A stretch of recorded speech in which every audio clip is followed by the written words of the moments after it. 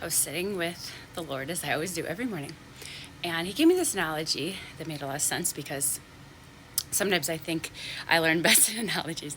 So he was saying that following God's word, which God's word is literally the blueprint. It is how he created the heaven and earth, really. Like, really, he said, let there be light, and there was light.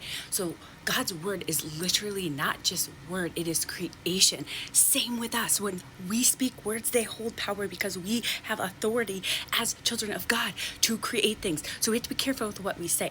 Now, back to the analogy, okay? Get really excited.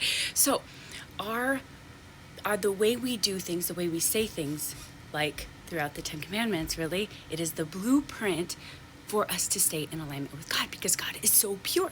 That's why when we live in sin, we don't have that same connection because that connection becomes distorted. Like in a radio signal, when there's static, that's the same way with sin. The sin creates that static, so we don't live in full alignment with God's word and his will. That's why we were given the blueprint that helps us to connect with God.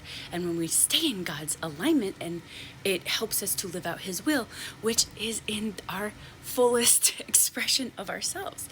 So a lot of people like to think of it as being oppressive or not fun, right? But when you live in God's will and alignment with your life, it creates more flow, and then you're able to actually enjoy life. Not saying there won't be suffering, but he will see you through it. Okay, have a great day.